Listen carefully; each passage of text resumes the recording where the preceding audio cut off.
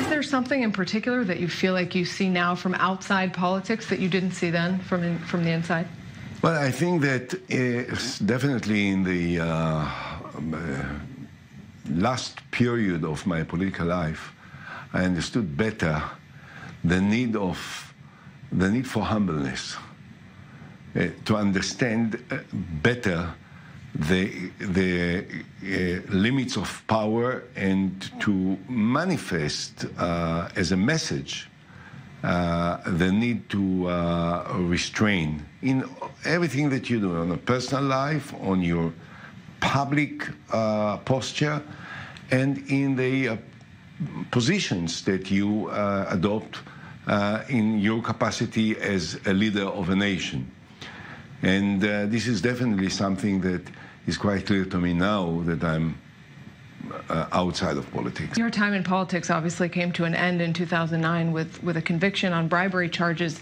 Would you have played that game differently? Is that part of the sort of restraint that you're responding to? I must say that is, you know, without drawing any comparisons to the situation at the present time with the Prime Minister and his family and everything that goes around it, I think that at the end of the day, one should remember that, unfortunately, and not justly, I was convicted for receiving a contribution, political contribution of 60,000 shekels, which never entered my pocket. I never knew about it. There was no evidence that there was such a contribution, and not a check, not a banknote, not anything. I denied it. I still deny it. Never happened. But this was a decision of the court, and I had to respect it. So I'm not talking about this. I'm talking, generally speaking, about the how much you exercise the authorities and the powers that you have in your different capacities in public life, whether you're a mayor of the city of Jerusalem, or whether you're the prime minister of the government.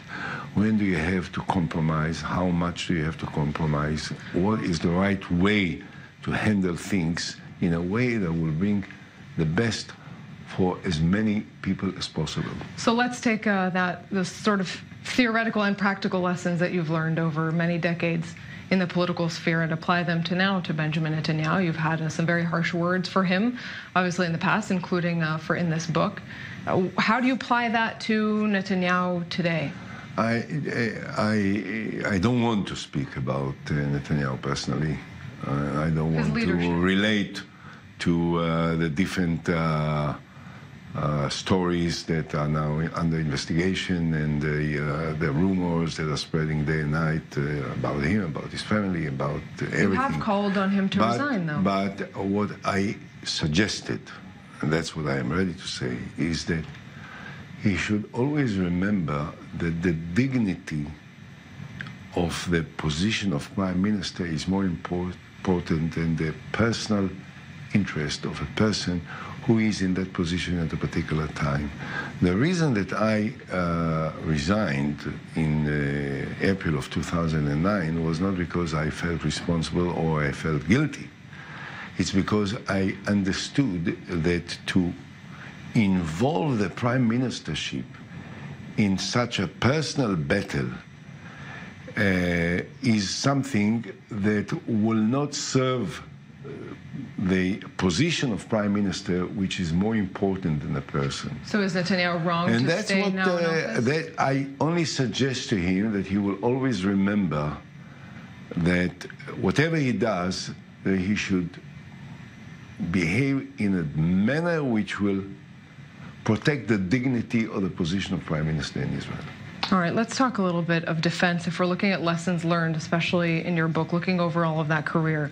First of all, is Gaza sort of most relevant these days? You presided over also a conflict, one of the deadliest waves, Operation Cast Lead, back in 2008. Today, we see a conflict that is constantly happening and also adapting now. It's kites, incendiary kites and balloons. The Israeli military also accused of recklessly using live fire. What are your reflections on Gaza today, so many years after Number one, Cast Lead? I'm very happy that we carried out the disengagement in 2005. I think it was a right decision. I think it was a responsible decision.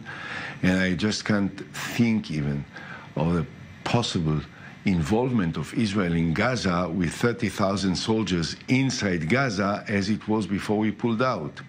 So I think that the decision of the disengagement was the correct one. Now, if someone dreamt then that overnight violence and terror will disappear completely, I think he was naive. I never thought so. I never dreamt so. I wanted, of course, but I knew that it will take time and it will not be easy. And I was ready to react when the violence from the Gaza became dangerous to the lives of people in Israel. When they were shooting rockets and they forced almost 1 million Israelis to sit in shelters in Ashdod and in Ashkelon and in Beersheba and in all of the townships in the area, and then further even down to the north of Israel, I thought that we need to react, and I reacted. In fact, I still regret that as a result of political constraints that were imposed at that time because of the timing of the operation of Cast Lead at the end of December, beginning of January of 2009, we didn't complete the operation by, I think, removing Hamas from Gaza, which at that time was possible. I think it was a terrible mistake because of unacceptable position of the then Minister of Defense and the Foreign Minister, which were against it, and the fact that all this happened a few weeks before the elections, and there was a danger that it will be interpreted as an attempt by me to impose something about the political process, which I think would have created a terrible damage internally in Israel. And as a result, Hamas recuperated, and they are now stronger than they were before. Do you think the Israeli government should do that now? I don't think that it's possible now. I think that the situation in Gaza requires two things. Number one, that Israel will continue to make every possible effort to stop Gaza people, inhabitants, from entering into the state of Israel. No one can argue the right of Israel to do it. This is the right thing to do. Question is how you accomplish it. Do you have to use snipers? Do you have to shoot at people? Is it such a danger when they are using these kites that we have to use all the enormous power that we possess and kill people in order to stop it? I only suggest that we will examine the reaction in the most careful manner in order to prevent as much as we can unnecessary casualties amongst the Palestinians. We are strong enough to defend ourselves without unnecessarily killing people when we can avoid it. There are too many borders, too many threats to talk about, so let's move to the north, to Syria. That is also many interesting experiences in your time as prime minister. Number one, maybe on the list, the decision to bomb Syria's nuclear reactor in 2007. Today, after 7 years of war in Syria, the reality we see today, the threats we see today, how do you reflect on that decision? I think that was a very important decision, a strategic decision. Maybe one can say historical decision. Of all the decisions they made, this certainly was one of the most important. And the fact is that not too many people are fully aware of that, but a couple of years or 4 years after we have destroyed the atomic reactor in Deir ez-Zor in the northeast part of Syria, this whole territory was controlled by ISIS. Can you imagine that there would have been an atomic reactor in a territory controlled by ISIS? What may have been the possible ramification for the security of the Middle East and of Israel? So the decision was definitely the right decision at the right time. Now, I think that the fact is that we have projected the way we have handled it was such that Syria preferred not to react to it. We attacked a strategic asset, military asset of the Syrians, and they didn't react. And the reason was because they understood that they cannot engage in an overall war with the State of Israel because of an atomic reactor that they were building behind the backs of the international community. And we restrained our reaction to destroying only this and nothing else. And that teaches something which is very relevant to many different decisions that one can take at a time when he is in a leadership position.